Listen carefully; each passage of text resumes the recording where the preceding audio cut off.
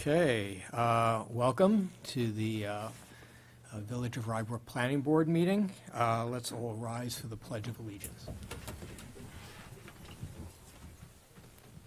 Pledge allegiance to the flag of the United States of America and to the republic for which it stands, one nation, under God, indivisible, with liberty and justice for all. Welcome to those few in the audience and to members of the public at home. We do have streaming videos, so we have no idea really what our audience is, right? Right. Could be tremendous numbers. Board members in attendance tonight are John Gerzan, Donald Crum, Scott Mendelson, Matthew Retner, Jeffrey Richmond, Amy Schoen. And full house tonight. And also in attendance is Drew Gammels, our village attorney, our superintendent of public works, Michael Nowak, and sitting in for Sarah, Mr. Malcolm Simpson as our planning board consultant. Thank you for coming. Hi, Malcolm, welcome. Malcolm, yeah. We only have two matters on today. We do have minutes, though. Oh, sorry, David. David Heiser, a liaison to the Board of Trustees. Who's leaving? That's true, that's true. Do you have to leave right after our meeting, or can we? I'm going to try to leave around a quarter to 8 at the latest, so I can get this Okay, you'll be able to do that. There is an issue we may want your input on. We do have minutes of September 8th, 2022. Are there any modifications, proposal for revisions? Can I have the, yes? These are very brief minutes. Yes. Yeah, they are not verbatim. No, because we're no longer governed by the COVID Okay. virtual meeting rules. Those were so- novels, or novellas, actually. Those were, yes, yeah, and I still, to this day, commend our village and staff it's an for being able to impossible put job. It those really things is impossible. together and being up to date, because I think we are up to date, Yeah. which is amazing. So, anyway, thank you, I would just Tara like to say and good, Al. exactly, a Yeah. good job to Tara and Absolutely. everybody else who's done the minutes in the village. Right. It was a lot on them and doing their day-to-day job, so Sure. they both, everybody did a great job. Yeah. I believe Tara, Rose, The Alex, character residents of everybody. the meeting, Yep. and I move that we approve it. Absolutely. Can I have a motion and a second? I did. I He didn't make made the I motion, Okay. second. Mr. Grzan, Yes. Mr. Crum, Yes. Mr. Mendelson, Yes.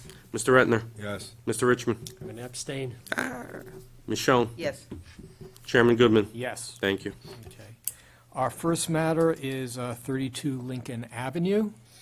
Can I have a motion and a second to open the public hearing, which I think has been scheduled for this matter? I don't think Moved. we did it last time. Second. Okay. Mr. Grzan, Yes. Mr. Crum, Yes. Mr. Mendelson, Yes. Mr. Retner, Yes. Mr. Richmond, Yes. Ms. Schoen, Yes. Chairman Goodman. Yes.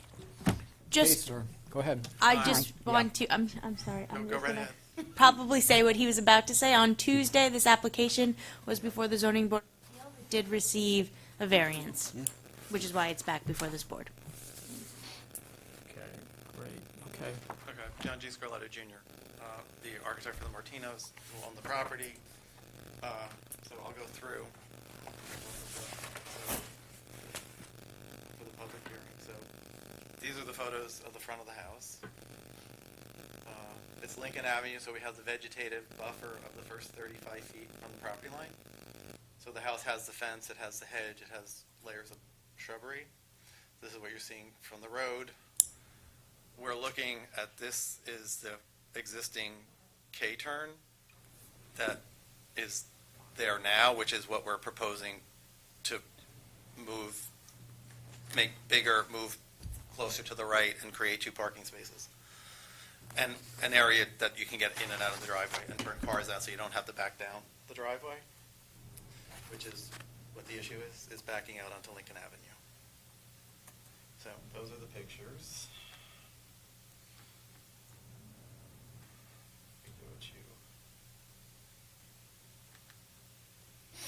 Mr. Scarlato. Yep. What exactly did the zoning board approve?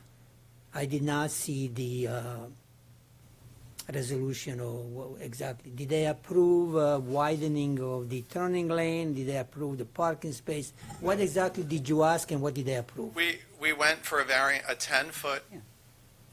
variance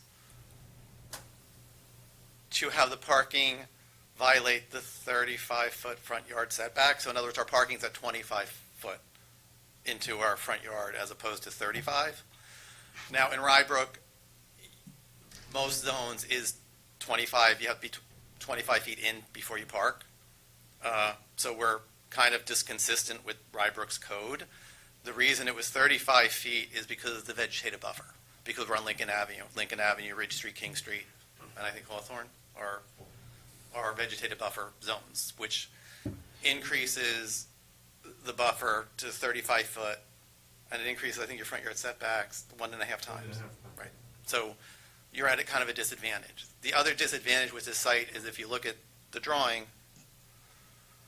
No, we have a I'm wetland. familiar with the site, but Right. what did they exactly approve? Did they approve they- additional parking space, or did they approve the turning lane so you don't have to Parking. back up? they approved approved the parking. parking space in the 10-foot, Okay, right. 10 foot into the 35-foot. I mean, technically, they just They- approved the The reduction of the 10 reduction of feet. the Right, setback. right. But Drew, were you at that meeting? Yes, I was. What was the, yeah, We all were. what was the nature of the discussion Sure. that ensued with the ZBA concerning? So the Zoning Board of Appeals evaluated the 5 factors, coming out with a determination that this request would not have an impact on the character of the neighborhood because it can't be seen from the road due to the landscaping proposed. While they did see it as substantial, it would not have a substantial impact on the community. It didn't offer any environmental concerns.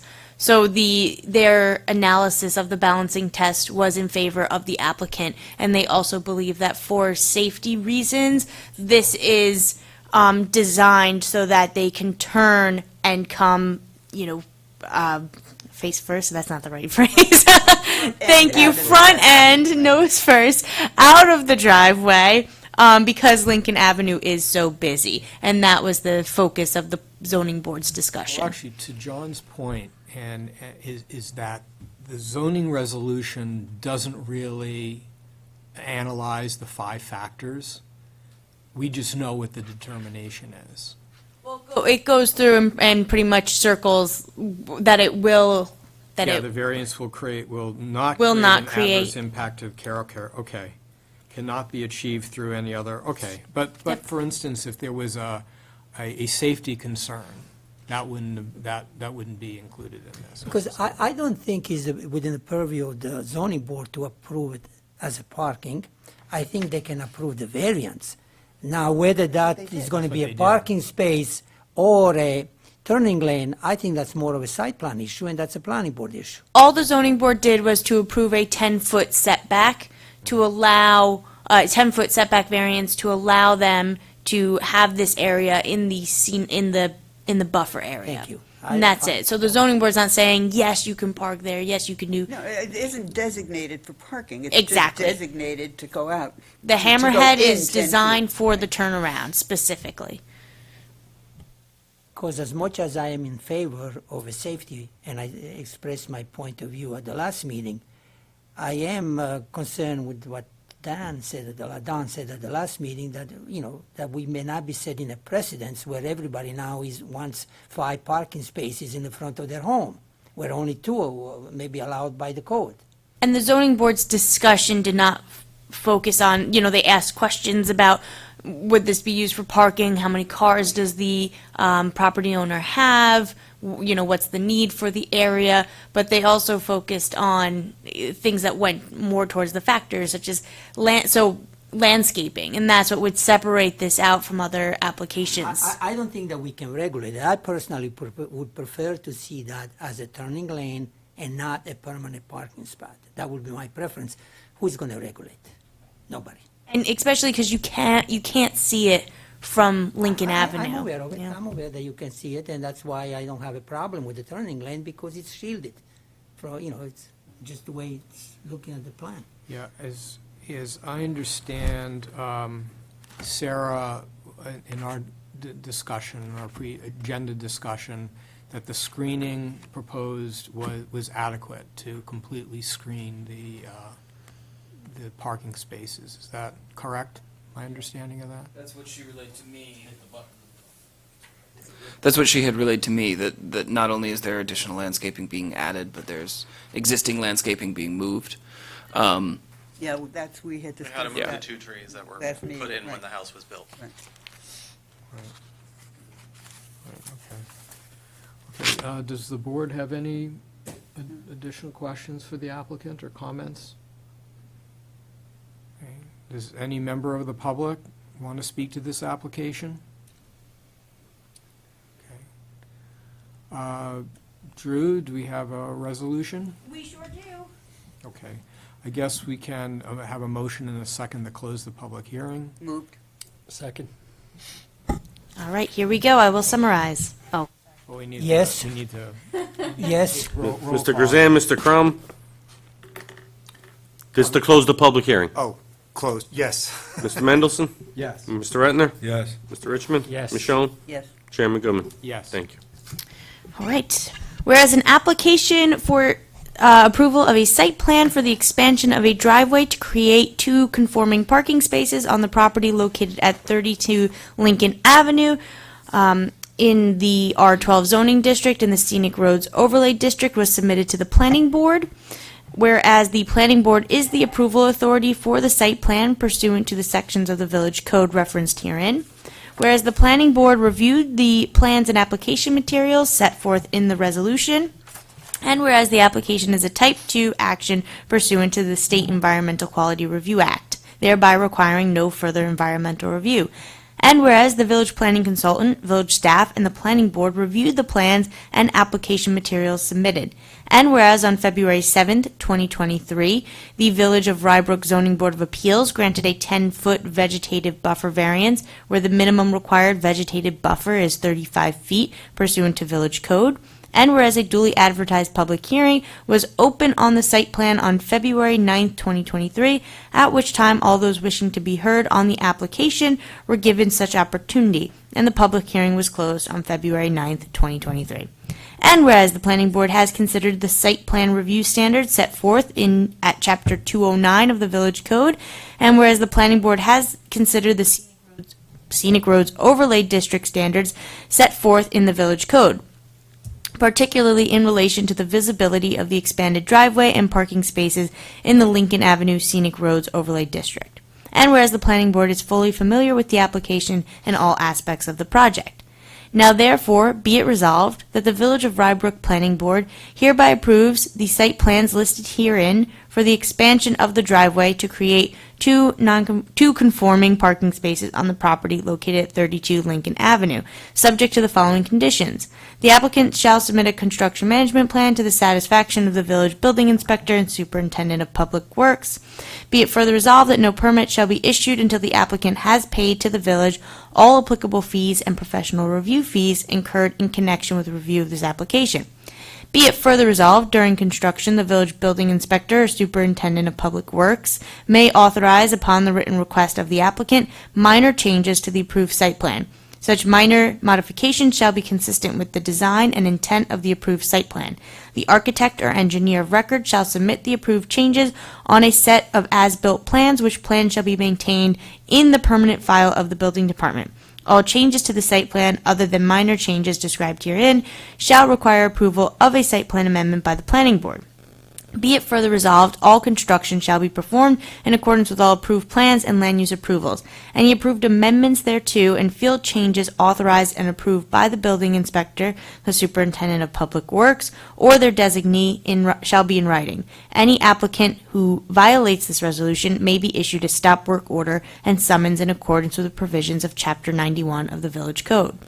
Be it further resolved that this resolution shall supersede conflicting provisions of the Village Code. Any comments on the resolution? Just one comment, back to John's point, I'm in favor of this resolution, but can you just say, instead of saying whereas additional parking has been authorized, can you just say whereas the enlarged driveway as shown on the site plan has been authorized? it's not only one, it's 2 parking spaces. Right. Right. Yeah, I thought we were Instead of talking about referring one. to No, the but additional parking, can they refer to the additional I wondered about that driveway? myself in the resolution. If it's not parking spaces we're approving, and the zoning board created the variance, I'm wondering about that too, whether we should in fact say it another way. Just to say, It was in the whereas and it was in the. Yeah. yeah, so In the that beginning. it's the site plan for the expansion of the driveway on the property. Yeah. Maybe just leave it at Yeah, that. I think that is better. The turnaround would probably be better. I agree. Yes, yes, Okay. right. All right. Yes. Yes. All right, we'll take Yeah. your point. Okay, I've made that change.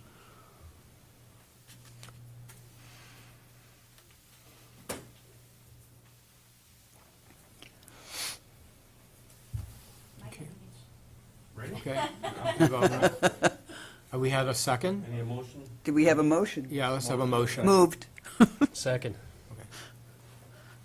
Mr. Grzan, Yes, Mr. Crum, Yes. Mr. Mendelson. Yes. Mr. Ratner. Yes. Mr. Richmond. Yes. Ms. Schoen. Yes. Chairman Goodman. Yes. Thank you. Okay, good luck. Good luck, John. Thank you very much. See you soon. The semantics. Words mean things. That's what they say. Okay, our next item and last item is 44 Rock Ridge Drive.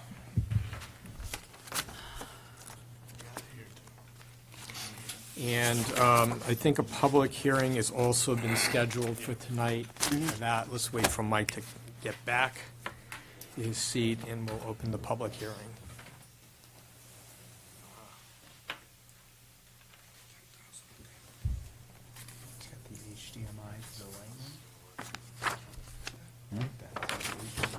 Night. Oh, is it? No, they have. See a condition. So we can do the iPhone up there.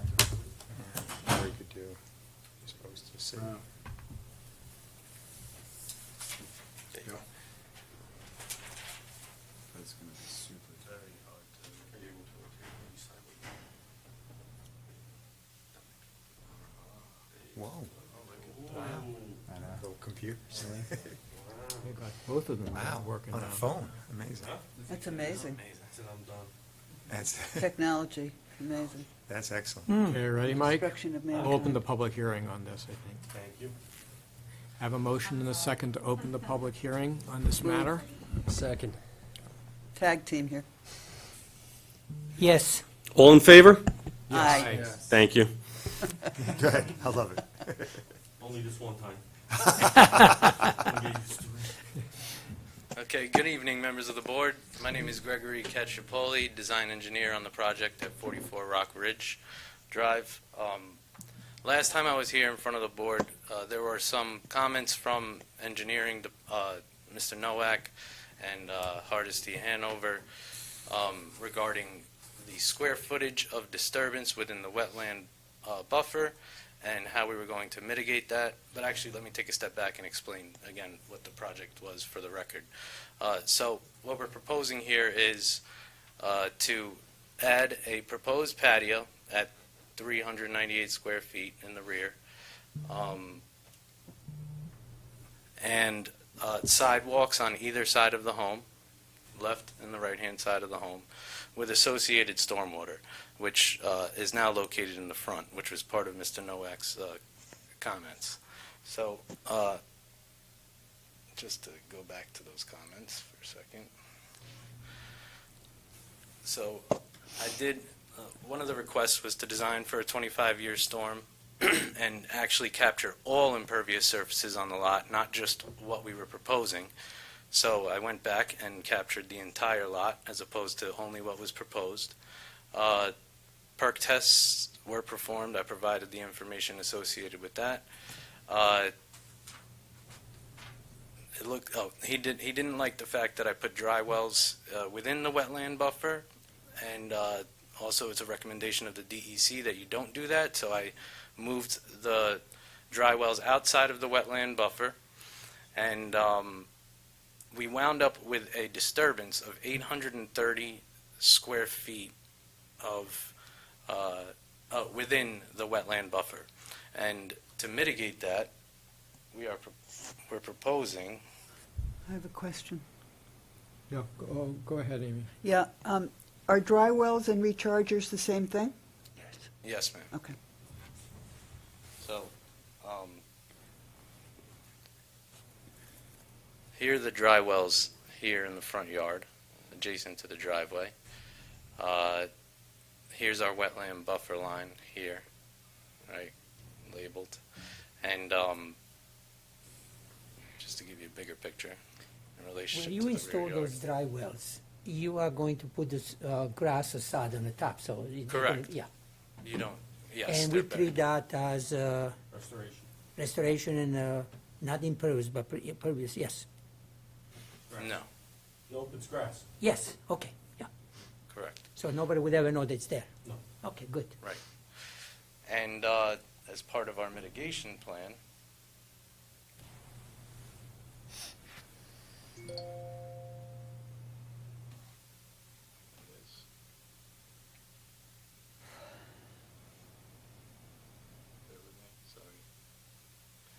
so we're proposing 500 square feet of mitigation within this area here. Okay, and the areas are denoted on the side. 337 square feet of mitigation here in front of the existing green giant arborvitae.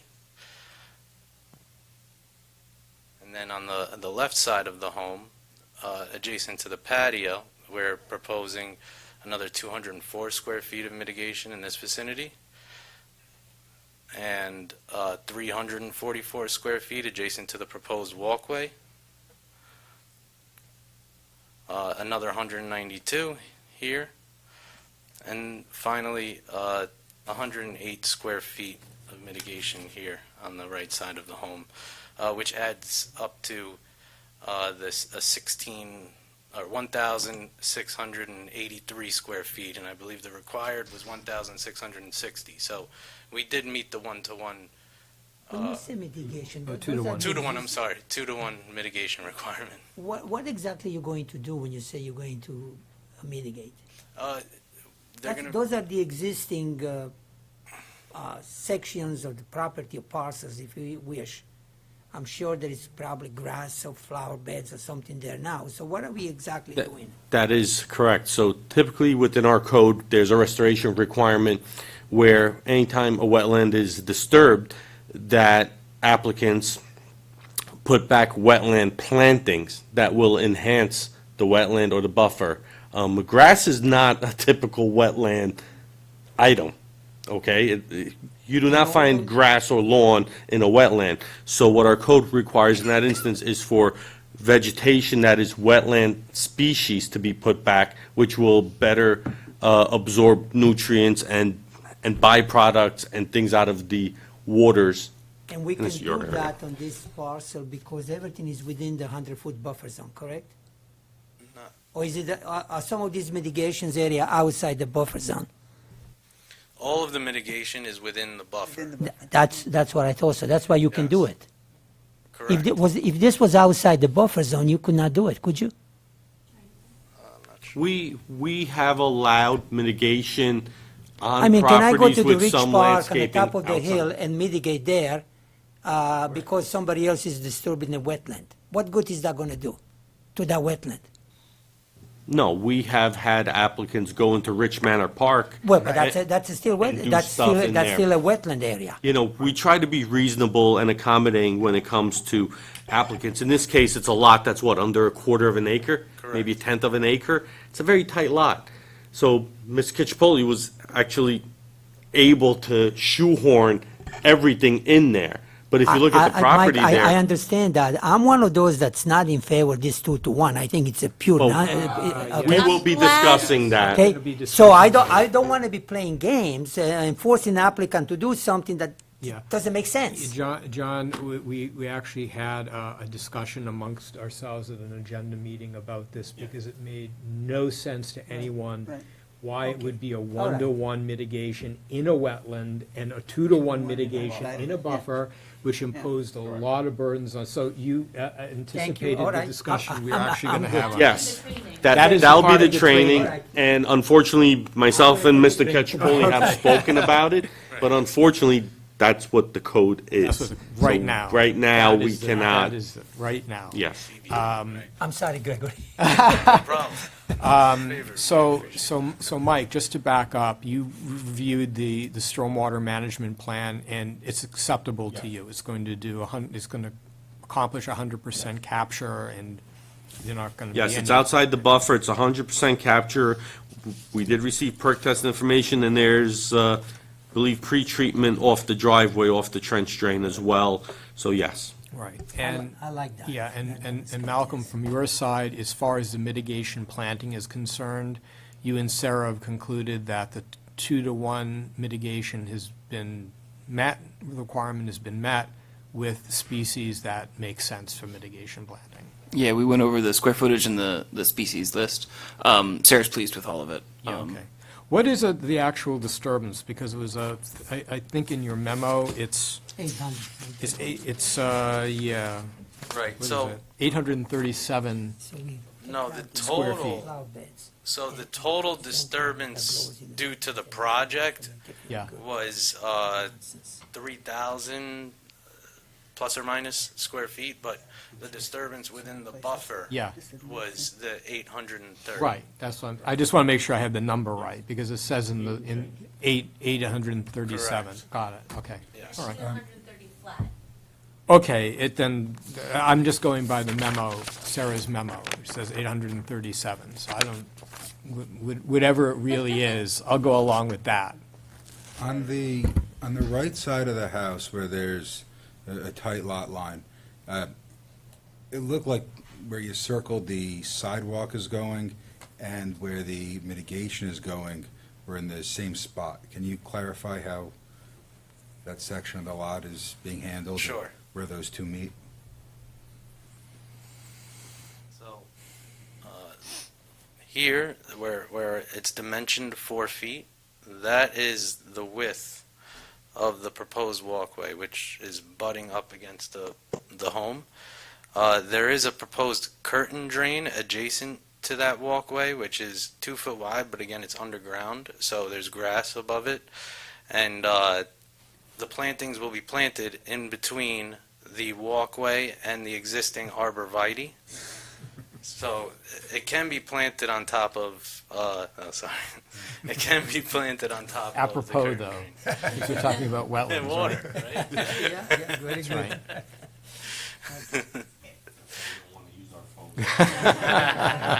It's all right. So, did I answer your question, or? Sure. Given that the lot is tight over there, Right. is there any concern that adding the walkway in that location could create a disturbance to the neighbor? No, I'm not worried about disturbing the neighbor, because as part of the plan, we are going to do erosion control and the intensity of the work, for lack of a better word, the labor associated with the installation of that walkway can be done by hand. So it's not like there's going to be. I meant water disturbance, I'm sorry. Oh, water. Oh, okay. No, so the purpose of the curtain drain is to capture any runoff coming off of the walkway or impervious surfaces on that end. So if anything, it's going to enhance any issues on the downhill side, which is that side of the property, by capturing runoff. Right. Thanks. Any other questions for the applicant? Okay. Doesn't appear to be any members of the public here, but I'll invite him anyway, even in spirit, if any members of the public want to speak to the application. The silence is deafening. Can I have a motion, a second, to close the public hearing? Moved. Second. Mr. Grzan, Yes. Mr. Crum. Yes. Mr. Mendelson. Yes. Mr. Retner. Yes. Mr. Richmond. Yes. Ms. Schoen. Yep. Chairman Goodman. Yes. Thank And Drew, we have our resolution. Okay, here we go.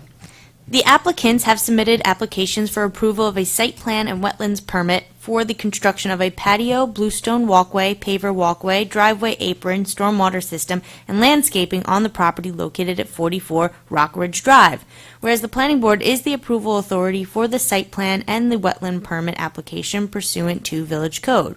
And whereas the planning board reviewed the application materials set forth in the resolution, and whereas the application is a Type 2 action pursuant to the State Environmental Quality Review Act, thereby requiring no further environmental review.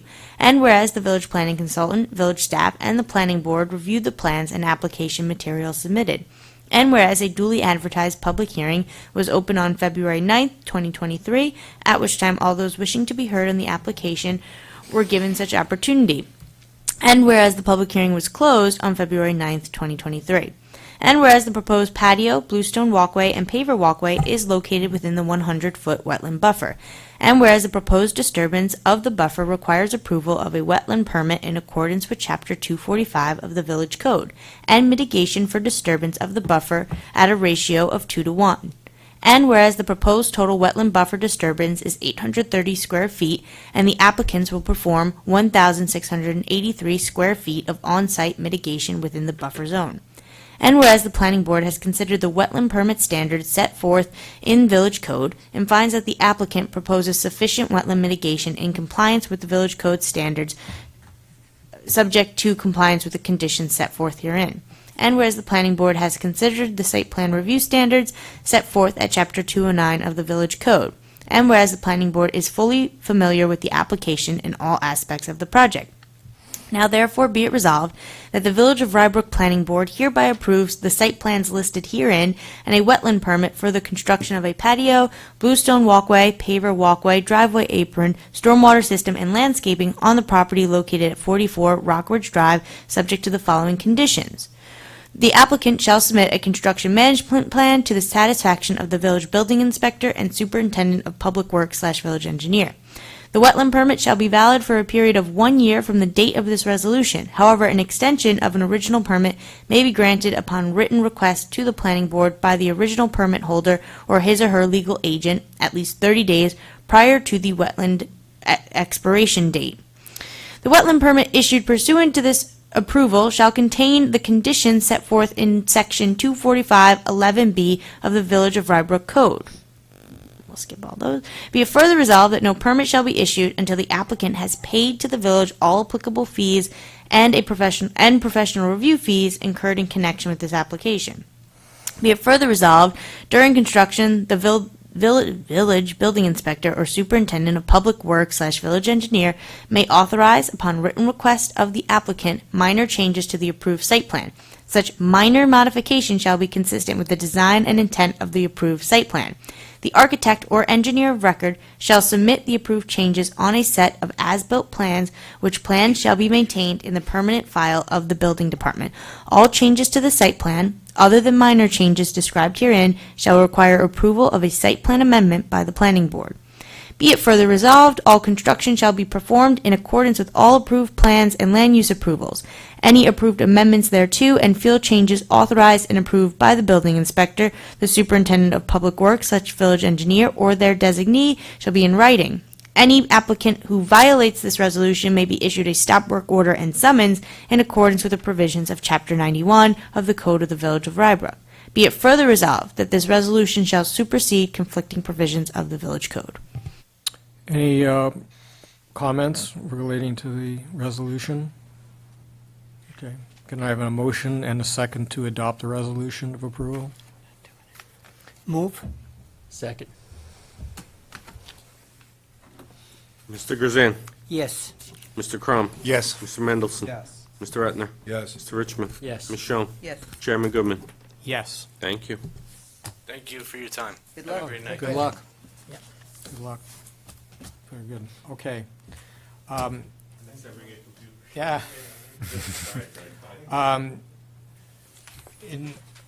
John touched on an issue that we had some discussion about in our agenda meeting concerning this code section that imposes a 2-to-1 mitigation in a wetland buffer.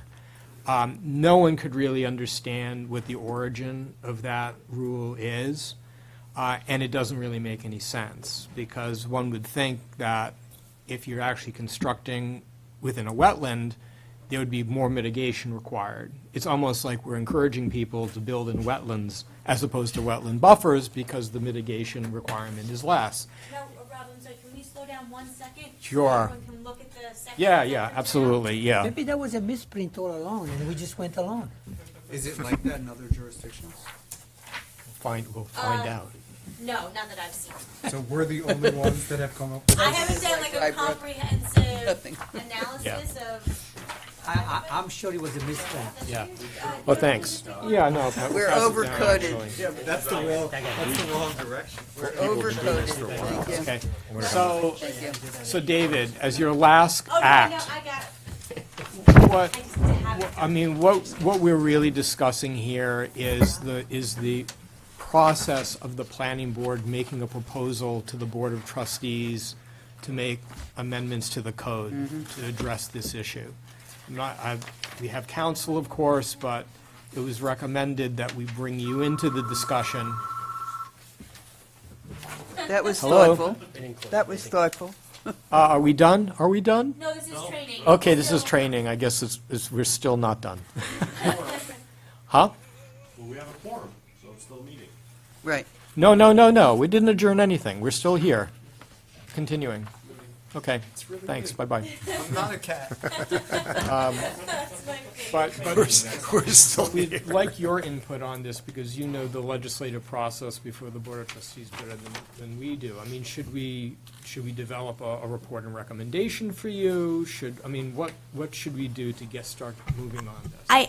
I actually, not to take this away from David, but just to take him off the hot seat for a second, I talked to Chris Bradbury about what the appropriate next steps would be. If the board would like to move forward with this, it would be a simple memo that I can draft on your behalf. The chairman can, approve the final language. I can include a draft local law, and then it can be sent to Chris, who can place it on a Board of Trustees agenda for discussion.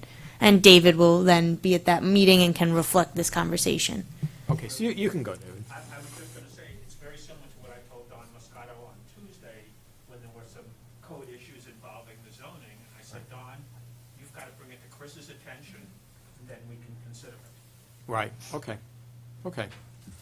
So this discussion and the information and training that Drew will provide to us is really for our discussion about whether or not, we should really move forward with this, whether or not there are considerations that we should take into account in the drafting of a proposed local law. I think it's a good idea. For some reason, this has been clanking around for years and years and years, and no one has done anything about it. So let's do something about it. We have the time now. We're an activist board. We're an activist board, but also our agenda is light, so we can So actually. we're filling. We can We're fillers, actually right. spend some We're time plastic on surgeons. legislative actions that may be helpful. So Right. this has been the law for 20 years, the 2-to-1? Yeah. Yes. Yes, so And we're it looking may- at 245-9, And- mitigation plan The requirements. 2-to-1 is out of sync with other villages versus the 1-to-1? I did not do a full analysis of what everyone else does. What's interesting about Rybrook is if you turn to 245-9, you'll see that if you're actually disturbing the water course itself, it's a ratio of 1-to-1. But if you're disturbing the wetland buffer, it's a ratio of 2-to-1. So But it's is that more. Is that because it's, I mean, aren't there other restrictions to building in the wetlands rather than the buffer? Right? I mean, isn't it more onerous upon the applicant to build within the wetlands than the buffer? So there would be more building in buffers, theoretically, than in the wetlands, so couldn't that be the history of why it's? Good point. Yeah, I mean, Yeah, Good point. that's we a don't know what the origin of this is, and I mean, it would be nice if there was any source History, yeah. on It probably is. or as to why they, it was passed the way it was passed. I'm concerned about not taking into account of something that should be taken into account. That's what I'm concerned about. So anyway, Drew, give us your legal input on our law and maybe your opinion as to why it is the way it is. Well, I actually don't know why it's 2-1. I think Scott's points could be accurate, but I don't know. But a lot of I've seen it more often that there is a higher standard of mitigation for impacting the water, impacting the wetland itself or the water course itself compared to the buffer. But that's not to say how the village does it currently is wrong. One of the other things we talked about is you get development on some of these smaller lots, and the goal is to have on-site mitigation. In a 2-to-1 scenario, it's very hard to kind of, you're really cramming it in. Is that actually beneficial to the wetland or the wetland buffer area when you're just kind of trying to cram it all in? Now, interestingly enough, the board's rules do allow you to do, they want, your rules, they try and encourage everyone to do 100% on-site. But if it's really impossible, your rules say that you can do up to 50% off-site. Part of our discussion was we're running out of off-site Well, it also doesn't, areas. that doesn't make sense to me either. Right. I don't think that should be the burden on the homeowner to go to Rich Manor Park and mitigate that. I just don't, I have never understood that, and I never quite agreed with it. Well, I think, Mike, your point in our meeting was that we're really running out of room. The idea of doing off-site mitigation is not really practical anymore. No, it's not. Well, it becomes hard because, as mentioned in our meeting, I mean, the village owns very, very little public waterways, wetlands, wet area. Okay, we have Rich Manor Park, we have our detention basin, but, if the goal is for property owners to do mitigation on site, they should try every effort to do it on site as much as possible. I mean, 50% is pretty lenient, We've had some applications just recently that have done pools and things that have done 50% and put the other 50% elsewhere, but maybe 80% that could have been done on site, But we're basically running out of room, and to coordinate this and to do it is just becoming hard at this point. Right. And I do have, because I know we have a lot of new board members, and it'd be good for everyone to have copies. I'm going to hand out the rules. I'll point to what page. Our rules of the procedures? Yes, and the 50%, this all happened in 2021. Right. That was Right. that new change. It was actually for the board members that weren't there in 2021. The genesis of the board rules was an application where there was a proposal to do an awful lot of off-site mitigation. And Dan Tartaglia, one of our former board members who was very active on this, basically objected to this and thought that the homeowner had not given it the old college try of trying to do on-site mitigation. And we entered into a discussion where no one really liked the idea of off-site mitigation being the first resort, that too many applicants were resorting to, we'll do off-site mitigation. And the board, I think, thought that there was really no guidance on this particular issue from the code, but also that we wanted to impose some burden on, make it a little more difficult for off-site mitigation to be the sort of decision of, it should be a last resort or after an attempt had been made. And now we have this issue with the 1-to-1, it sort of comes full circle. Because part of the problem with off-site mitigation was precipitated by the 2-to-1 mitigation requirement, which a lot of properties could not really realistically accommodate. So that's the genesis of the board rules. But, obviously, and actually since then, we haven't encountered an application where where there was an initial request for a lot of off-site mitigation. I think it happened, but I think we were much more attuned to it and much more pushing back on applicants to do it. And we asked them more pointed questions about, well, what can you do to have on-site mitigation as opposed to off-site mitigation? So we sort of changed the psychology on it, but obviously it's not complete. So if we went to 1-to-1, would we go to 80% on-site or 100% on-site? If it was- Well, it would be more likely to be 100% on-site because a 1-to-1 mitigation is a much more reasonable type of mitigation. The problem was with the 2-to-1. I mean, you'd have small sites where all of a sudden they were talking about thousands and thousands of square feet of mitigation, and they didn't even have that amount of room on the property. Well, that So- also becomes a safety hazard in a way, too. I mean, didn't applicants bring up this 1-to-1 versus 2-to-1, saying I could have, I also own in the stream bed and I could do a 1-for-1 there? I mean, has this been an issue of applicants have raised or their counsel? Sort of curious to me that they haven't. They haven't, well, I mean, the code is pretty clear on this, and then and when there has been pushback by applicants, Michael usually says to them, well, that's what the code says, and there's nothing much we can do about it. We don't particularly necessarily agree with it, but it says what it says, what it says. And that's a great way of shutting down a conversation. But as a matter of policy, it's obviously, It's something not that. satisfying, it isn't. Yeah, it's not a satisfactory response to a legitimate question, I think. Well, I mean, the question is, being that we know when it was modified, maybe we could go back in our files and try to find the minutes or try to find something reason, that maybe yeah. talks about it. I mean, like what Mr. Mendelson had said, you got more development in the buffers than in actual wetlands.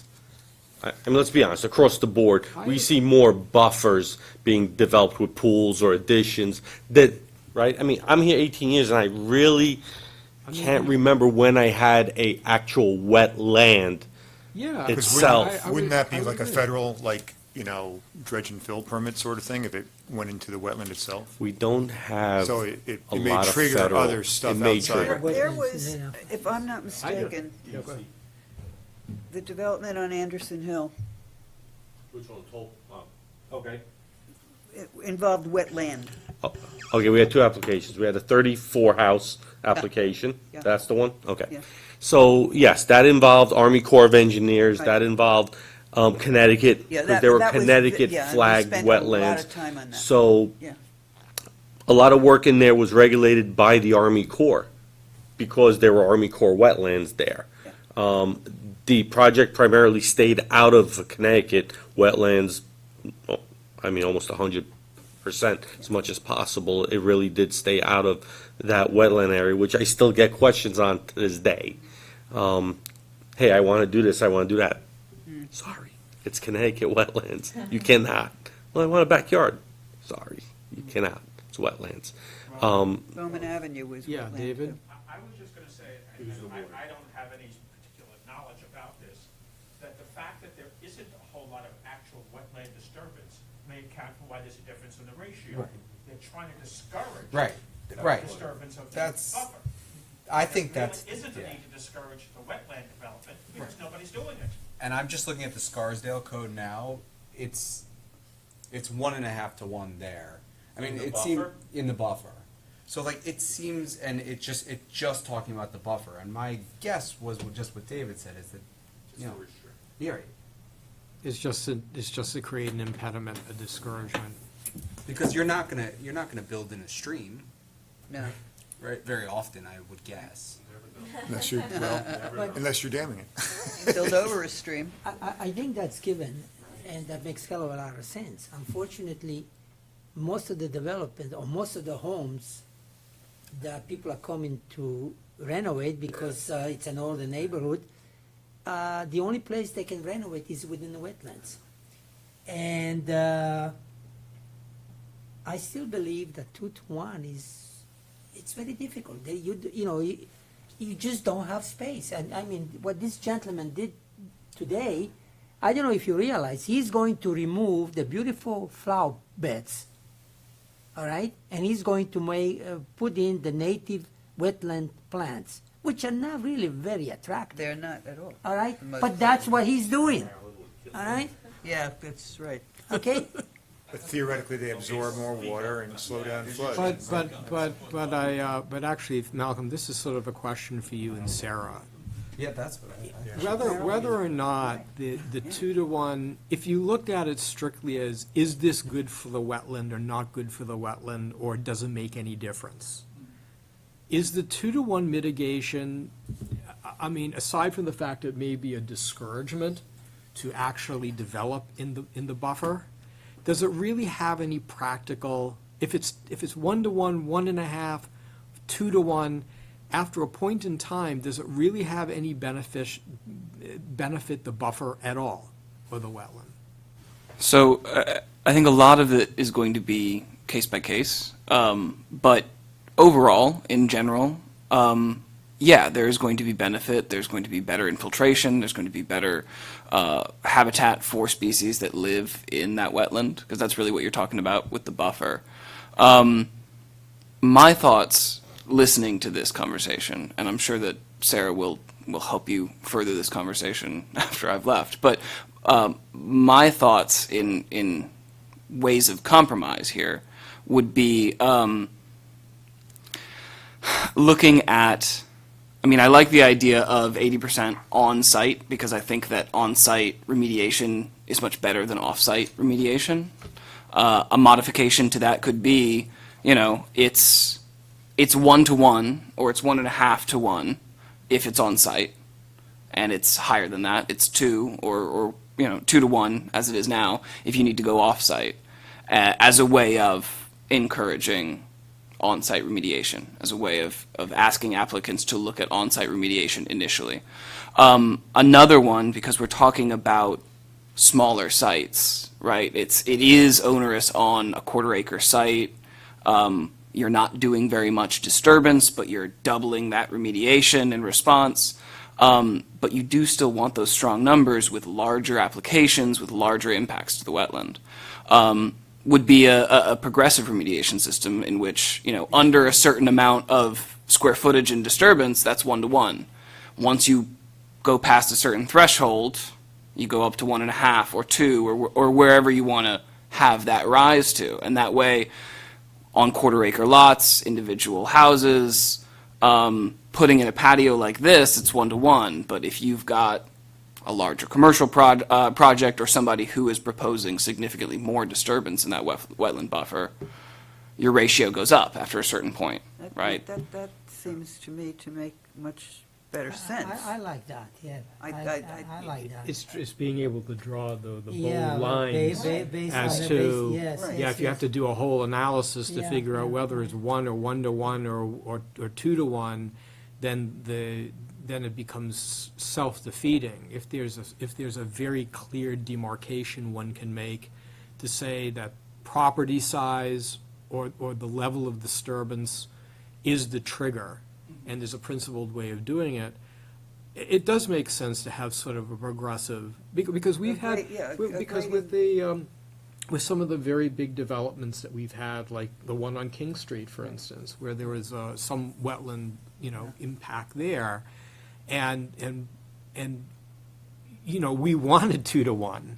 I mean, they fought tooth and nail against a 2-to-1 mitigation, but that was a huge site. Yeah. And at that level, it did make sense to us that sort of the quid pro quo to their being able to put this whole development in was to also do a lot of mitigation, wetlands mitigation. So I think you're correct that those very large projects are less, it's less intimidating to impose a requirement like a 2-to-1 But it requirement. almost begs you to maybe said it should be done maybe case-on-case basis. Rather, maybe planning board get to do some work for a change. Evaluate each site, or the consultant evaluate each site, and we decide as we evaluate the application. Is it going to be 80%, 50%, or 100%? Well, it's interesting you say that, John, because if we look at the language for the water course, it's a 1-to-1 ratio unless the planning board says otherwise. Yeah. we could make it 1-to-1 and say unless and that language about unless the planning board says otherwise is not in the mitigation section for the buffer. Not to get too many things tied together, but how about if you are forced to capture the whole 25-year storm on site? Like this guy put in, what, 12 Coltex? He's doing, this property owner, as an example, is already doing a lot versus a big commercial site, which are not capturing generally a 25-year storm on site. So if you capture the 25-year storm on site, maybe it's 1 or 1.5. But, you know, maybe, because I do like the idea of some hard things. If the board has to keep Yeah. deciding case by case, and Yeah. that puts staff in an awkward position. Then it's sort of. Well, it has to to be- me, that's So- So your gamesmanship. capture, I my don't like that. thing is, you know, going on Malcolm's idea, is have a threshold, but Yeah. you're already, like, you're putting in the 300 square foot shed, okay, it's 1-for-1. But you're doing a huge swimming pool, and now, but you're capturing the 25-year storm on site, maybe it's still 1-for-1. So that's. I'm not sure, I haven't thought this all No, through. but that's what well, we're not supposed to talk about applications after they left. Right. But, I mean, as an example, and that's the only purpose, as an example. In this example of this project, their mitigation was 800 plus. I'm sorry, their disturbance was based on 800 plus. Right. Okay? Their total on-site was 3,000 disturbance. Okay? Now, we take that into consideration when someone's doing drainage. You're improving drainage from the site. Right. Are we going to penalize you because you're digging 10 dry wells on a site? And that's And exactly we do what- not. that's I ex- do not do that. You don't? I No, hope because, not, yeah. no, we do not. Because you're restoring that back to whatever was there. If it was grass, it's grass. Well, that's why I was asking that Okay? question before, And that's yeah. what he's doing. So no, because to me, that's kind of a double dipping. Okay? You're putting in stormwater to meet the stormwater code. Now you're going to be penalized because you're disturbing to do what? Right. No. But the very fact- My view, how And I've again, always done it we is don't want that to way. talk about the application, but the very fact that they were containing all that 25-year stormwater on site, to me, that's also a form of mitigation. Yes, but that's a form of stormwater mitigation, not Which is- wetland which is a much more restoration. many times, much more serious issue to us than, I don't want to talk about the But wetland. Well, listen. he wasn't building the Coltex in the buffer. No, initially he had Caltex in the buffer. The DEC regulations aren't favorable for that. We've allowed it in the past because at a certain point, a lot cannot handle everything being 10 feet off the property line. So, okay, if there's a dry well that's 1 or 2 in the buffer and 10 are outside, we'll work it out amongst ourselves. It's not favorable, but we'll be reasonable, But Mike, okay? it So, also depends on the percolation test too. 100%, that's all Where- taken where the into water account, line is. 100%. Yeah, yeah. But if this dry well is here, okay, and this is the edge of the wetland, if 8 feet of it is in a wetland and not- everything else is outside, let's be honest. It's not gonna- Let's be fair, exactly. Now, if everything is in the buffer and 8 feet is in the regular area, now we got a problem. Yeah. So we try to be But reasonable. Mike, how many, over the course of your experience, how many property owners have not been able to meet a 2-to-1? Has anybody ever been turned away or failed? Quite a few. Because if it's not a problem, not to sound too much like a tree hugger, but why would we, why would we step in and say, hey, let's do less whenever nobody's having a problem with more? Scott, I think in the last 10 applications, just about everyone was, they could not meet it on site. It's been more recent. Yes. It's been more recent. In the years I've been here, it's been very recent. But you know also So- why? Look what's happening. There is no more new construction, it's renovations. Right. You are Yeah. expanding Yeah. into the buffers. Yeah. And that's the only lot space available now. You know, it's a balancing act between, I want an open backyard, but I want my patio and pool and shed, but yet I don't want to take away my only 25 square feet of green lawn, so I'm going to go off-site. So it's a balancing act, and, you know, people have their various arguments, people have their various reasons, but it's been more recent. I mean, as Mr. Grzan has said, it's probably been within the last 12 months to 18 months. Mike, if anyone has struggled with the on-site mitigation, have you seen it result in any sort of decrease in the disturbance itself, where they're like, fine, we'll just make this smaller, or that's never the result? Well, that did happen in a couple of applications where we, I mean, what we basically did is change the psychology, because we weren't asking questions about, well, can you put, you know, we as a board desire you to have on-site mitigation. That is sort of like, when we come to the table, that's, and then you have to show us that you can't do on-site mitigation to do off-site mitigation. So we switched the burden around so that the applicant really began to have the burden of showing that they needed off-site mitigation. And I do recall some applications where we really did push back on that, and they really decreased the amount of disturbance that they were intending to do because we just required it. I don't think that's a bad thing. No, it's not. It's not a bad, I guess, my concern is that I like the idea of a more principled, sort of progressive approach. But at the same time, as an attorney, I'm very concerned about that, because that means that we exercise our discretion, and whenever we exercise our discretion, our litigation risks go up. Because then one homeowner is going to say, well, you impose a 1.5 to 1 ratio on us, but you only impose a 1 to 1 ratio on them, and we believe that our property is comparable, and this costs us a shitload of money more. So, sorry. Totally different angle, if I may. Sorry about that. The way we have a tree fund, if you cannot plant the tree on site, you can pay the village into a fund, right, for the trees.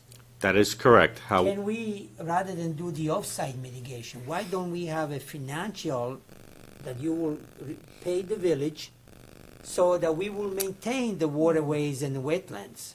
Because let's face it, many of these wetlands and the waterways could probably do some cleaning and removing debris and the dead leaves and branches. But a lot of it's on But private they're property. Private property. I knew I knew you were going to come about. And Not for that. That's That, I think, is asking for trouble and lawsuits. I think from what I've heard was a lot of these applicants, they'd be thrilled to pay money as opposed to. Really? Is that so? yeah, they will, yes. Mitigation. They can say, you can't take as much money as you want. They never can do afford any that, mitigation but they out don't of my promise the open backyard. mitigation on their property. Well, how about sort of a dovetail of that, and that there is a fund that is contributed to, and that fund is really to help finance the village purchasing private lands and turning them into public spaces. I mean, there have been situations where that is, the village doesn't have the resources to do it, but it actually would be in the public interest for that to be done. Eminent domain fund? Well, not exactly an eminent domain That's what fund. it is. It is really not. Well, no, it would be, Voluntary. it would be voluntary. It wouldn't be necessarily the village coming in and saying, you have to sell to us. But it's sort of like there are properties that may be very difficult for homeowners to sell because of topography, because of things like that. But maybe they would be good public spaces. Maybe if the village had the funds, maybe there would be something that could be done. I don't know. Could we It's a not, different would not the drainage and the wetland performance improve and the buffer zone would be less wet if, for example, Blind Brook is cleaned and the debris and the tires and dams that were from the broken dead branches were being built along the way? If that was to be cleaned up, how much would that? I would love to see how much would that improve.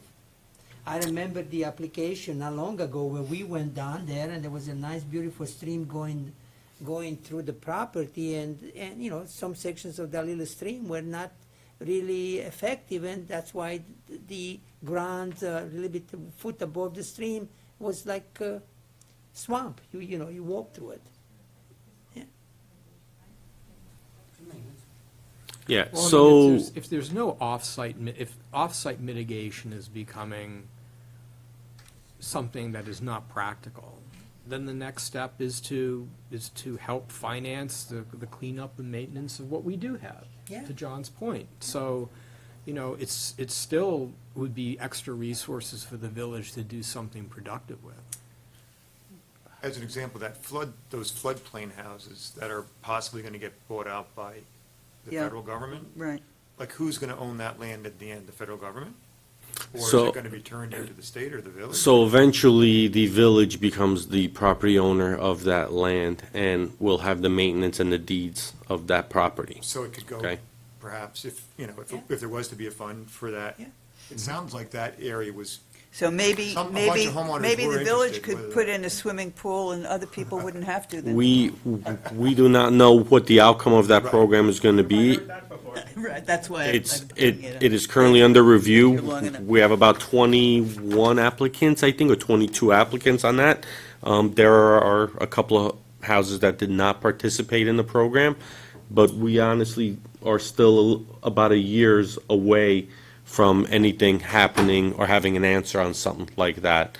My only concern with a fund is how it's viewed. Is it revenue? Is it, a grant? Then it becomes monies of the village, then use of public funds on private property. So there's a little logistics behind that we kind of legally have to work out. I have a problem with that. So, and then my only other issue is prevailing wage, because I got to deal with prevailing wage issues. So if the village hires a contractor, we have to pay that landscaper Right. $85 an hour to go and dig, because that's what New York State tells me. I mean, He has you- to, so there's a few things to consider about that option. Let's try to focus maybe on what the impetus of this was. Let's maybe do a little homework on what other municipalities are doing. Maybe we could find some of the backup to when this was changed and go from there, maybe. I think Scott raised a good point and derailed our discussion by raising that good point. And to his credit, I think what we should do, and I am sure that going back to 91 or 94 when this law was passed, that there was some background. Yes. Or the minutes of the meeting or something, and just find out if that was the reason what Scott said. Well, that was a very good point. Yeah, I would love to find that out. Yeah. So maybe we should, because I think it may be premature to, sort of start up a task force or something on this. I think we can all do this sort of consensually all together. Yeah. But I think it would be good as a first step to understand as much as we can reasonably agree. about Good the night, law. Good night. Take care of David, the law as it exists, to just make sure that there wasn't something that I agree. precipitated that, aside from Scott's point, which I think is a good point, and when people aren't, that's a good policy decision, or just make it difficult and create an impediment to the public to do things you don't want them to do. But there may be something more to it than that, and that's what I'm concerned about, is not knowing that. Yeah, And so, then we'll come back, and you can give us your findings, either there are or there not. Yeah. And then, and if you do, based on our discussion, Drew, if there is sort of a draft, code section you want to take a crack at, or it may be too premature for that. yeah, I don't think we have, I've written down like 4 different options that we've talked about, and so I don't think we have a clear direction to draft that language, and I think this conversation is really good and beneficial, and I'd hate to do a draft that influences you one way or another. What I think is that we continue this as a training session. I don't believe we're going to have a meeting in March. There's no applications, right? No applications were submitted. So this'll give us a little more time. We'll meet in April. I'll have, I'll work with Tara. We'll come up with the meeting minutes. I'll be able to share that with this board. I'll put together a comparison table of what other municipalities do with their wetlands, so we can see kind of sample mitigation programs that exist out there. would be very And then we can come back and talk about these materials and make a decision of if we want to make a change and what change that would be. So this will be, next time we'll do this as another training as well. Okay. But I think at the least, we should change the language with this 50% on-site and 50% off-site. Maybe that 50% number should not be there, as something that can be determined almost on case-by-case basis, what percentage would be acceptable to the approval authority, in this case, planning board, you know, dealing with the applicant and consultants. Okay, we agree that you should strive for 75% in this case. Well, so those are in your board rules. Yes, And so I the mean- language says, to the extent reasonably possible, an applicant should provide 100% on-site mitigation of wetland disturbance. Then it goes on to say, okay, if you can't, then and it's not feasible to locate 100% of the required mitigation on-site, the planning board may consider a proposal by the applicant to provide a portion of the required mitigation off-site, but such off-site mitigation should not exceed 50% of the total mitigation required. Is that where you want to see change? I don't like that 50%. I think it may be too high. I think somebody said before, everybody strives, oh, I'm going to go 50% Look, off site. At minimum, I think our discussions, the board rules, we have control over. And we can change those rules, Yeah. and they should be changed, because as you come up with new ideas or new approaches, so we have that within our power, and that can also maybe inform legislation at the code level, because we've actually spearheaded this. I mean, our board rules could be sort of the genesis of legislation that comes, you know, because we're actually working on it for ourselves, and it then becomes something that the village can benefit at a higher level. But it's the triggers that bother me. It's like, when you get 1 as opposed to 2 to 1 as opposed to 1.5, is there any principled way we can do it? So more of a calculation than an eyeballing. Oh, we think, you know, because as we get into a discretionary determination without there being any really hard and fast guidelines that we can hold on to, then we're really sort of in hyperspace in dealing with this issue. And I'd rather have it 2 to 1 than be making these decisions as to whether it's 75 or 50 or 25 or 1 to 1 or 1.25. We've got to have some parameters. Oh, he's got a Well- great idea. Well, what I like, I agree with you. I think that the idea of instituting a waiver by which the planning board can, on a case-by-case basis, make these decisions gets dicey, and it gets onerous on the planning board, and inevitably you get into a situation where, you know, somebody is not being treated the same way that a previous applicant had. And so by a progressive system, what I'm thinking about more is, you know, the first 500 feet as a random number, first 50 feet, first, you know, the first segment is a 1-to-1 on your property. 2 to 1. 2 to 1? Yep. Yeah, you want more. Near the water more, and then 1 to 1 Oh, you're talking about tiered out from the water. from the water. Interesting. Okay. So You were talking about disturbance. I think you were talking. yeah, I was talking about saying for the first 500 feet of disturbance, your ratio is a 1-to-1, and beyond that, the ratio starts to go up for that amount of disturbance. And then what you've got is a very clear set of rules that is encouraging developers and property owners to minimize their disturbance. Because if I go over 500 feet, Right. each square foot beyond that, I have to do 2 to 1 instead of 1 to 1. And then you also have created a system where it is less onerous on individual homeowners and more onerous on larger developers, larger projects with larger scale disturbance. I think you just developed a progressive tax. That's what we just did. That's where I'm taking this from. Yeah. If the level of disturbance is a good benchmark for this, I think if that makes sense. That's how we measure it anyway, so. Right. Right.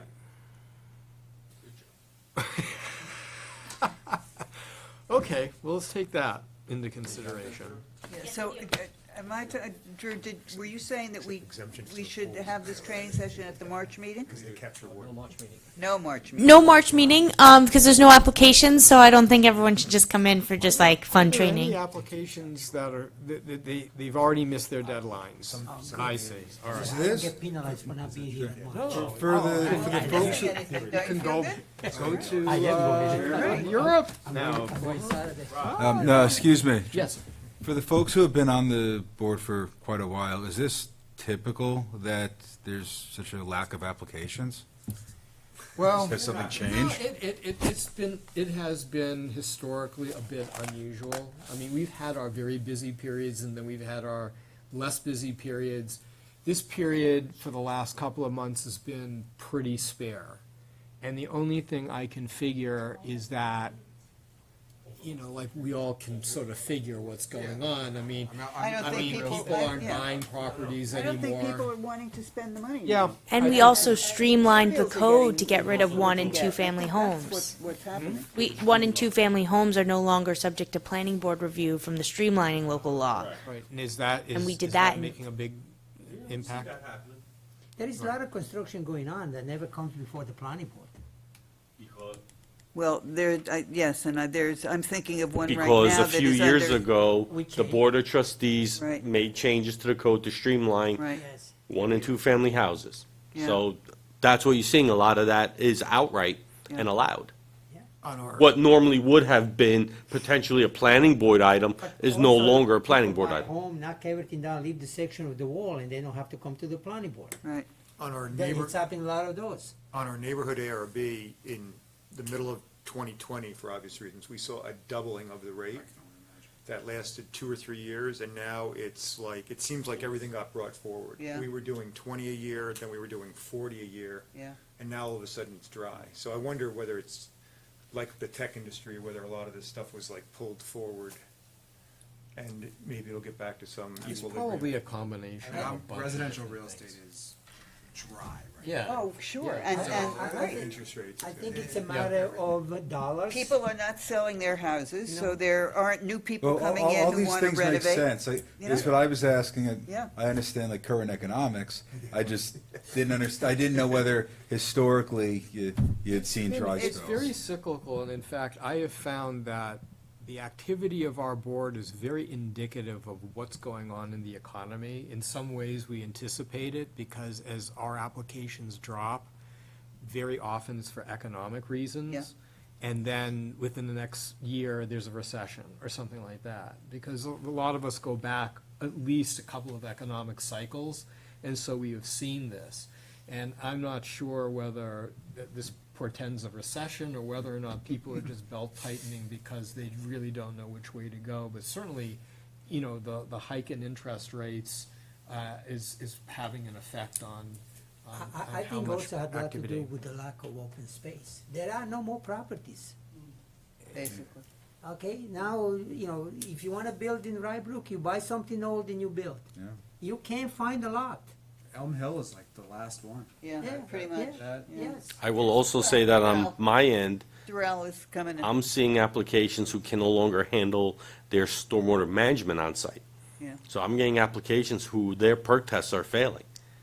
So I'm starting to see these things coming through the grapevine that the board's not seeing.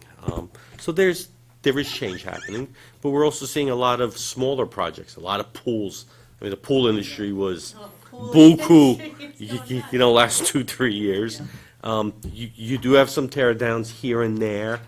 Very little brand-new construction. You have 1 or 2 houses here and there brand new, but overall, it's a lot of renovations, a lot of small additions, a lot of repurposing.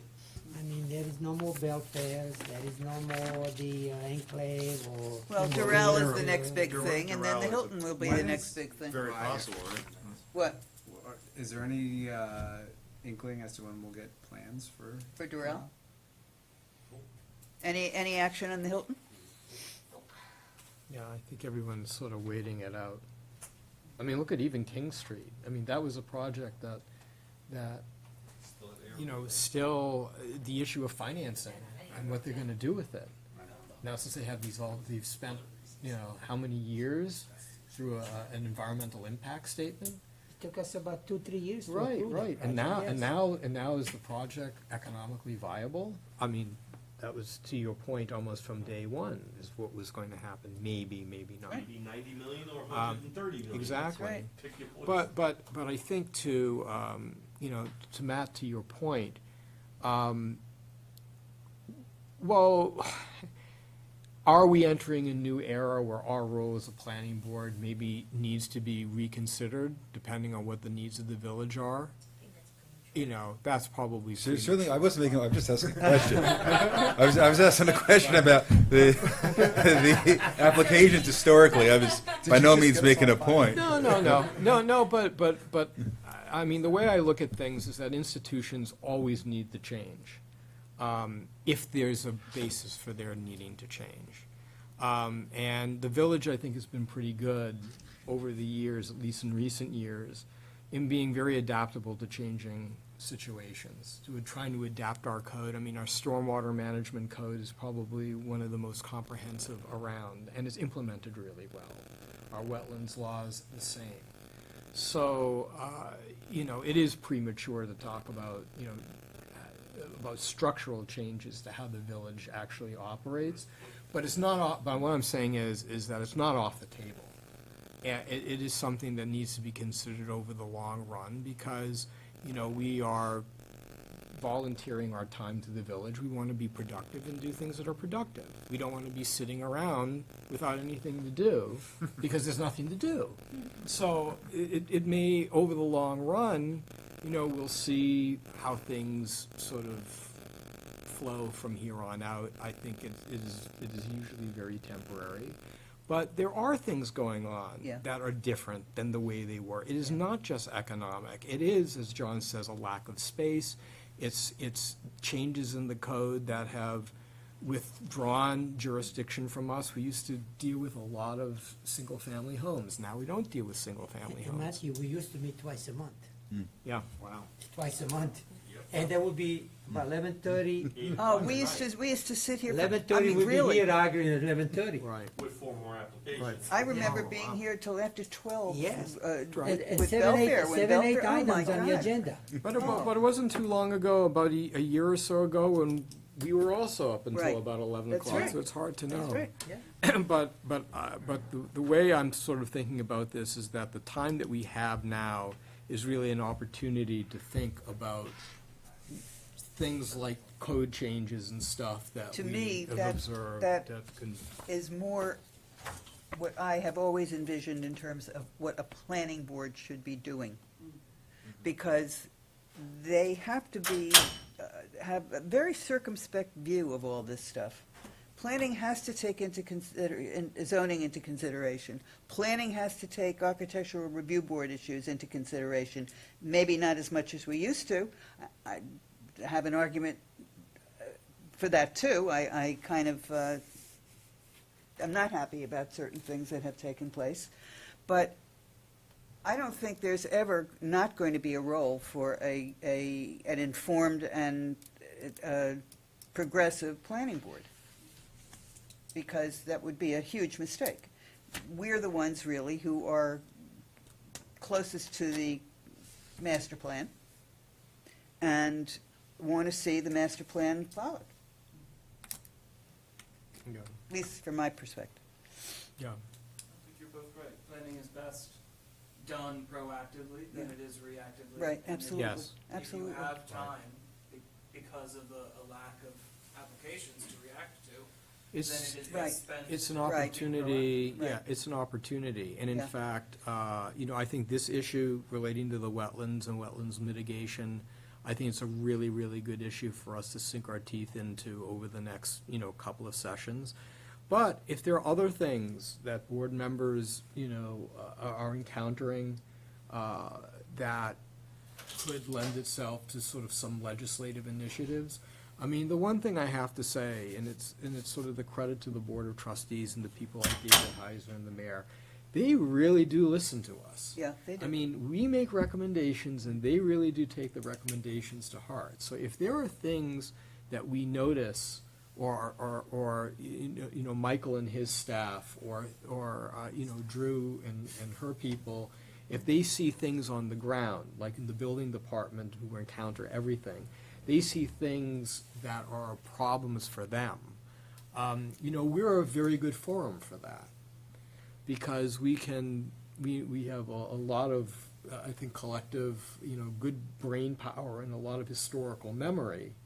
And we have the facility, we have people that are willing to listen to us. So this is, if we're not completely inundated with applications, this is a really good time to think about that stuff.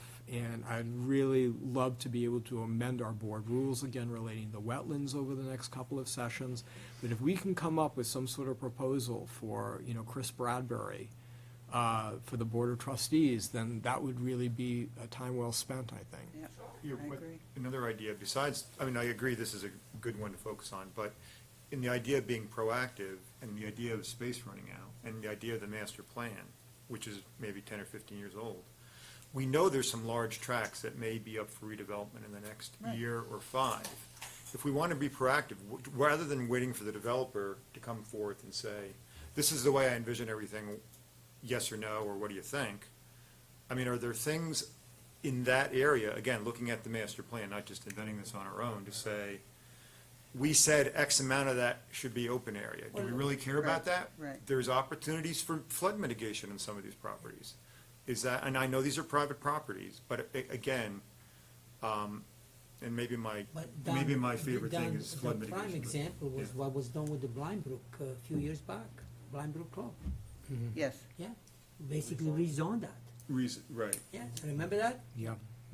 And I'm not saying zoning, but like already my understanding is, as an example, the condo community in Narrowwood is putting their head together to say, what do we want as neighbors? And we're in a sense the village. We know this is likely coming. It may never come, but I find it hard to believe, given the lack of Oh, land, it's gonna come. that it's, Yeah. somebody's not, it may not be this developer, some developer's Yeah. gonna come forth Sure. and do something. Rye Brook is still very desirable place. Right, so what would we like? There's flood issues there, because there's retention ponds on that property. There's open space issues. This is like planning, am I dreaming? But if we want to be No, it's proactive. No, is and there these- anything we can- No, it's. No, and these are some discussions that we're having right now at the Right. state level between public-private entities trying to do a little more with stormwater. As an example, up there at Arrowwood, where you have a pond, possibly putting up a dam structure, Right. possibly berms. So we are in conversation as we're going through it. Just, it gets a little hard on Like, private How much property. do we care about that versus other community interest things? And maybe it's our nature that we sort of have to react to a private developer's proposal. But other than changing zoning, what else could we change? Well, we could have, just thinking out loud, we could have an idea to say, we rank flood mitigation near the top of the list versus open space versus recreation versus density versus transportation. What are our biggest things that we care about? Is it like, hey, we don't want to impact, I'm thinking, like, as I look at what Purchase College, that development of Purchase College, have you guys ridden by there? Not our village, but adjacent to our village. Yeah. The density there is blowing my mind, and I'm thinking about the transportation issues coming onto our local road. Where, on down Anderson Hill? No, Purchase College. On Purchase College, on the Like, campus itself, Is it 1,000 Senior, units? it's a senior. there's a senior Yeah. housing development being built right An now. active senior, this It isn't is like, Oh, no, hundreds that's of right. units, That's right. hundreds. No, That's this the- isn't like a mini assisted city. living. This is, That's the right. Broadview. It's independent living. Yeah. It's huge independent living going on. ask. And it is, it's gonna, That's why ours it is ties in with the other discussion. moving forward, because there may not be enough people to go into both facilities. no kidding. Yeah. What a You shock. said that 5 years I ago. said when they were, I I'm told just And you, nobody saying, listened the to minute it. Anthony came here, Yes. I told you. Irrelevant. And It's- they did not want to discuss the need. When was But the? I remember that, no the, need, the forget about comprehensive discussing the plan? There was a comprehensive plan many years ago, but I think not, well, 15, I don't know, yeah. time flies, Amy, but when was the last session of comprehensive? plan? God. It was like, it's like 8 years ago? or 5, 6, 7 years, I don't Right. know. comp plan's more like 10. Well, for the whole meeting, you mean the individual meetings that were held? or Marilyn was involved with. Yes, Yeah. yeah. Yeah, well, maybe 10 years, 8 to 10 Yeah, years. boy, Yeah. it's probably worth, There's no particularly in light of question. everything that's I mean, going on, we to revisit need that. it's such a good plan. It was such a great document. Well, that would be a training just to bring it out and have us all read through it. It's actually a good idea. It's actually a have- good idea. Oh, okay, yeah, I've looked at it. That's why we gave you next month off. Yeah, to read the No, comprehensive. but that's actually, Drew and and even for Sarah and her colleagues, to have actually a session on the comprehensive plan with maybe a bias to how the village really envisioned open spaces. How are we and doing? seated. I mean, are we, How are we doing? missing something? Are we on track? Or do we need to maybe change our priorities? As Don, look, we are in a different age now. I mean, flooding and wetlands and stormwater management Is key. are becoming really coming to center stage if they weren't already on center stage. I mean, we've had that application, if you remember, not that long ago, where there was a lot of flooding going on, and there were issues between neighbors and the village and the whole thing. It was a real mess, but it really highlighted the fact that there are very serious environmental challenges that are coming to the fore. When Red Roof Farm, sorry to interrupt you, when Red Roof Farm was developed,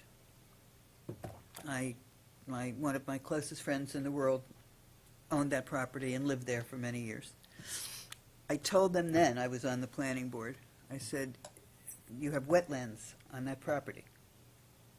No, and throughout the whole planning procedure, they didn't require the devotion and dedication to it then that we would do it now. I'm sure it would be different, and that's why there was so much problems last year, the year before that, in the streets and the flooding and the properties all around the bottom part where it abuts Pine Ridge.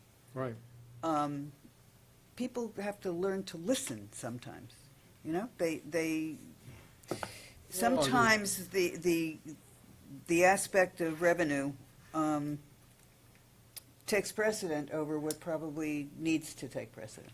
I still feel that, and I'm the oldest one here, so No, after I'm no. gone, I think the major issue that's gonna face every community, then what you enumerated before is fine, but I still maintain that maybe 15, 20, 30, 40 years from now, the density is gonna be the major issue. Density. Yeah, sure. I think a lot of the community is gonna have to change the zonings, To make because it more there is dense. just To not make enough it more- space. To make it more dense? You have no choice. Yeah, right. You have no choice. I could see the multifamily homes as being an answer. Right, right. Not tomorrow, not day after tomorrow, but maybe 15, 30, 40 years down the road. No, it's happening in It's California, the gonna West happen, Coast. folks, so you cannot escape that. Right. And we all wanna have a beautiful lawns, but there are people coming, that, hey, everybody wants a nice life. And there are more and more affluent people that can afford. I think our community is in a way ahead of that, with the PUDs allowing for more density with some mitigation around it. Yeah. Like, I mean, I think we're, in a way, Well, look, we have some things. Yes, but But your newer generation coming in takes exception to those regulations. That's right. Exactly. They do. Yeah. And, it causes a lot of conflict. Well, what do you mean I can't do this to the brook in the back? What do you mean I can't do that? Why is all of this landscaping so close to my house? So, yes, the PUDs are great, but the newer influx of people moving in take exception to that. even on And the single-family lots. any lot, anywhere in the The village. PUD, I mean, there are regulations that you as an owner can do very few things really to your property. Yeah. Right, but that's because of the density. Yeah. And it does make things more affordable, which is, I think, part of what you were saying is, we're gonna have to, as a society. When I perhaps- have a quarter of an acre land and I pay $40,000 property tax a year, and you come along and you tell me I cannot put a piece of fencing on it, that turns me off. Yeah. All right? But if you knew that going into a new community, it's easier to take, right? Yeah. So So people get used to over time, I guess. they get beat into the ground, right? I don't think anybody gets used to those kinds of taxes. Well, I think just look at the relationship between people and the land and their property is sort of in flux. And I think that, there's always this battle, we have to deal with it here with every application, the battle between the public responsibility and the public interest and private property owners' entitlement to use their land the way they want to use their land. And it's just increasingly clashing. And part of our battles here are to try to find that fine balance. But I think that we should take a look at the comprehensive plan as sort of a baseline of at least what the village envisioned its future was going to be 10 years ago. And it'll be interesting to see whether or not they anticipated certain things, or whether or not, because you're right, Amy, it does inform us as a planning board, because our big picture view is development. We can't look at a project in isolation of how it is going to affect everything else down the road.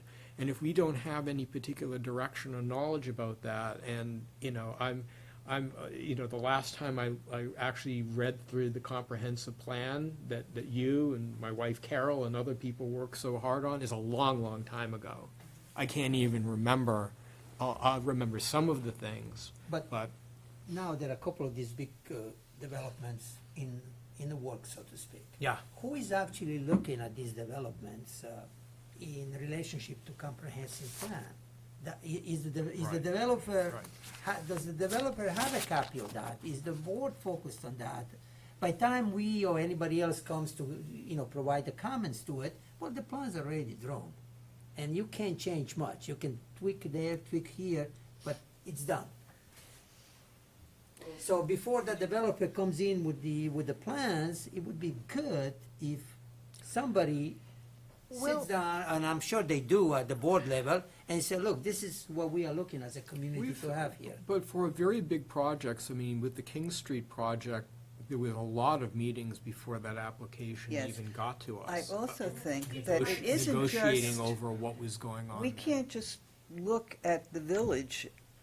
We've got to look for those kinds of big projects. We've got to look outside the village. Power, utilities.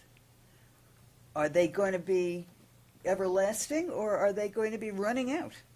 Who is Is Con Ed going to be able to handle what's in the future?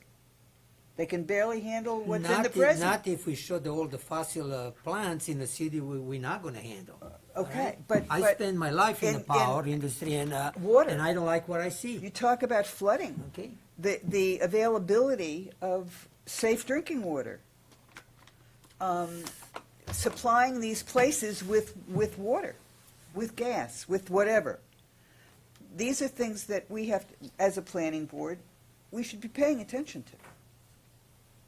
Certainly on the big project. right I now, think- Con Edison does not provide you the gas. You can build a house, but they're not gonna provide you gas right. connection. So how you gonna cook?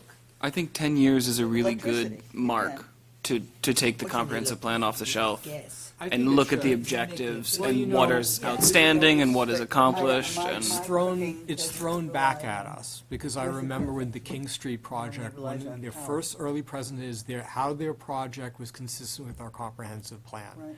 So the comprehensive plan can be used as a guide, but for us, in terms of development we would like to see, but if the comprehensive plan is really out of sync with the needs of the village, it can be used as a weapon against us. It can be used by developers to try to convince us in a principled way that their development is actually consistent with the comprehensive plan, when it really is not. It's not really consistent with the, Well, with the, not in some of the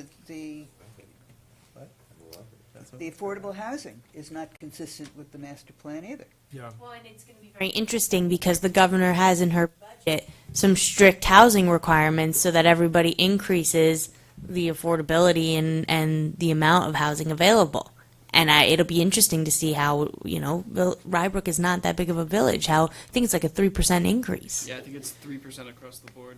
Well, look Yeah. at that big brouhaha we were in Oh, years please. ago with this lawsuit that was started by, I guess a civics organization where we were under Right. scrutiny by the feds, and everyone had to increase their affordable housing, and, Right. and to our credit, we actually did it. I Well, we mean, did it. We did it.